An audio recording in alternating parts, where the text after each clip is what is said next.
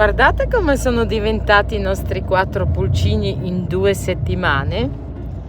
Hanno già messo le prime piume.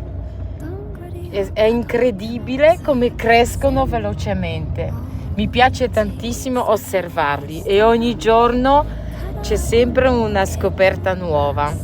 Se siete interessati a vederli come saranno a 3 settimane, iscrivetevi qua sotto e vi auguro una buona Pasqua. Ciao ciao! 森の小さなレストラン空席だらけのランチ時小鳥がパタパタ笑ってるチュルチュル